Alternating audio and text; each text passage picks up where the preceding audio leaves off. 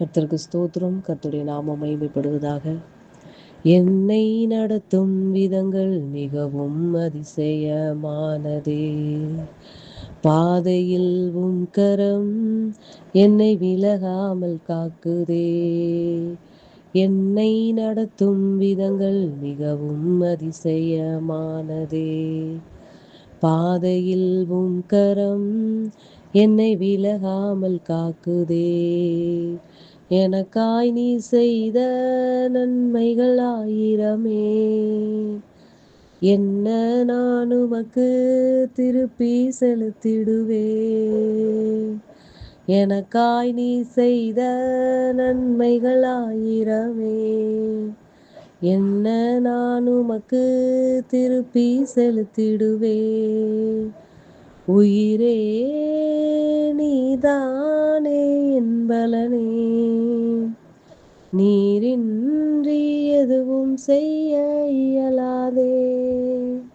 நான் என்றும் நம்பும் கன்மலையே, இயேசுவே நீரென் அடைக்கலமே. நான் என்றும் நம்பும் கன்மலையே, இயேசுவே நீரென் அடைக்கலமே. ஆமென். ஆண்டவரே, நீங்கள் அதிகமாய் நேசிக்கிற அன்பின் பரலோக தகப்பனே, இந்த நல்ல வேலைக்காக உம்மை நன்றியோடு கூட துதிக்கிறோம், உம்மை ஸ்தோத்திரிக்கிறோம் அப்பா. இம்மட்டுமா எங்களை கிருபையாய் நடத்தி வந்த உடைய அன்புக்காய் நன்றி செலுத்துகிறோம் அப்பா. நீங்களை நடத்துகிற விதங்கள் ஒவ்வொரு நாளும் அதிசயமாய் நடத்தி வருகிற உடைய அன்புக்காக நன்றி செலுத்துகிறோம் அப்பா. அத்தனை பாதையில் உடைய கரம் எங்களை விலகாமல் காத்து எங்களை பாதுகாத்து நடத்தி வருகிற கிருபைகளுக்காய் நன்றி ஏசப்பா. எங்களுக்காய் நீங்கள் எத்தனை நன்மைகளை செய்திருக்கிறீரப்பா. அதற்கு நாங்கள் என்ன உமக்கு நாங்கள் திருப்பி செலுத்துவோம் ஆண்டவரே. உடைய ரட்சிப்பின் பாத்திரத்தை எடுத்துக்கொண்டு அப்பா, ஆமென் ஆண்டவரே, உடைய பாதத்தை ஓயாமல் உத்தம் செய்கிறோம் அப்பா. எங்களை நீ ரட்சித்தது எவ்வளோ பெரிய காரியம் ஆண்டவரே. அப்பா, எங்கள் வாழ்நாளில் செய்த மிகப்பெரிய நன்மை அது ஒன்றாத்தாய் இருக்கும் ஏசப்பா. உமக்கு நன்றிகளை செலுத்துகிறோம், உம்மை துதிக்கிறோம் அப்பா. இயேசுவின் நாமத்தில் ஜெபிக்கிறோம் நல்ல பிதாவே, ஆமென். கர்த்தரின் ஆலோசனைக்காக பிலிப்பியருக்கு எழுதின நிருபமும் 1ஆம் அதிகாரம் அதனுடைய 12வது வசனம்.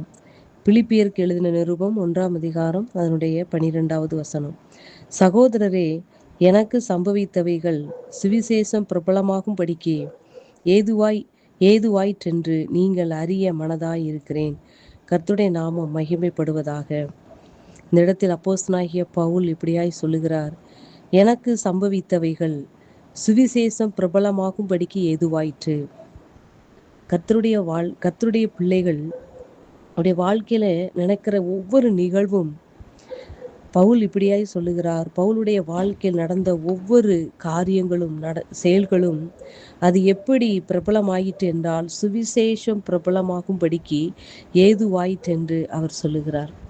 கர்த்தரால் நடத்தப்படுகிற ஒவ்வொரு தேவனுடைய பிள்ளைகளுடைய வாழ்க்கையிலையும் நடக்கிற எல்லா பாதையிலும் துன்பங்கள், கஷ்டங்கள் எல்லாம் இருந்தாலும் அதில் தேவனுடைய மகிமை, கர்த்தருடைய மகிமை வெளிப்படும் பொழுது அது சுவிசேஷம் பிரபலமாகும்படிக்காக அந்த காரியம் நடந்தேறும் என்பதை வேதம் நமக்கு விளக்கி காட்டுகிறது அன்பு பிள்ளைகளே.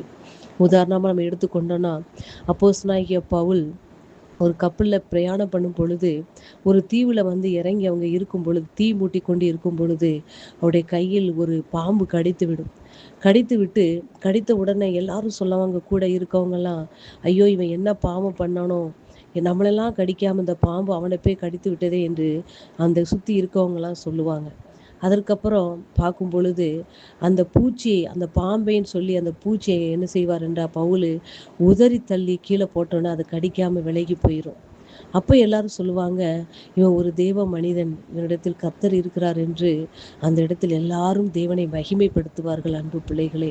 அப்போ ஒரு தேவனுடைய பிள்ளைகளுடைய வாழ்க்கையில ஒரு தீமை அனுமதிக்கப்படுகிறது என்றால் எல்லாருடைய பார்வைக்கும் நாம் குற்றவாளிகளாகவும் பாவிகளாகவும் நாம் தெரிவோம். அதே இடத்தில் அந்த தீமை நன்மையாய் மாறும் பொழுது கர்த்தர் நம்மிடத்தில் இருக்கிறார், நம்முடைய கர்த்தர் இருக்கிறார் என்பதை இந்த உலகம் காணும்படி கர்த்தர் செய்வார். அன்பு பிள்ளைகளே, அந்த நிகழ்வானது அவர் எந்த ஒரு வாயை திறந்து சுவிசேஷம் சொல்லவே இல்லை. ஆனா அந்த இடத்தில் கர்த்தர் அவனோடு கூட இருக்கிறார் என்பதை, தேவனே கர்த்தரே உண்மையான தெய்வம் என்பதை அந்த இடத்தில் அந்த செயல் மூலமாக அவனுக்கு நேரிட்ட நிகழ்வின் மூலமாக அந்த இடத்தில் அந்த சுவிசேஷத்தை சொல்லும்படியா இந்த நிகழ்வு அமைந்ததை வேதம் நமக்கு கற்றுத்தருகிறது. அன்பு பிள்ளைகளே, அதே போல தேவனால் அழைக்கப்பட்ட, தேவனால் தெரிந்து கொள்ளப்பட்ட, அவருடைய இரத்தத்தால் மீட்கப்பட்ட ஒவ்வொரு தேவனுடைய பிள்ளைகளுடைய வாழ்க்கையிலும் தீமையான காரியமானாலும் சரி, அது நன்மையானாலும் சரி, எல்லா காரியத்திலும் கர்த்தர் அனுமதிக்கிற காரியம் ஒன்று கூட நமக்கு தீமையே அல்ல.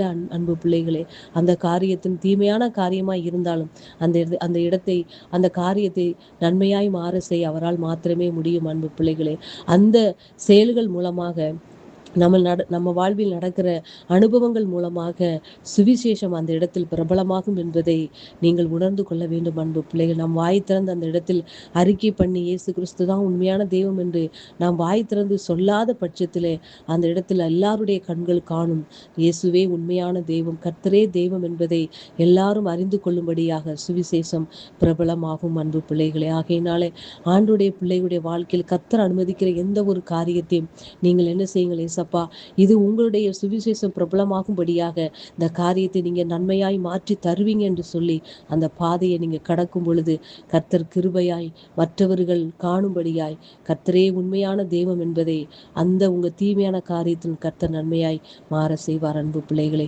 அந்த இடத்தில் சுவிசேஷம் பிரபலமாகும். இயேசுவே உண்மையான தெய்வம் என்பதை அத்தனை கண்கள் காணும். வார்த்தை நிமித்தமாக கர்த்தர் உங்களை ஆசீர்வதிப்பாராக. ஆமென்.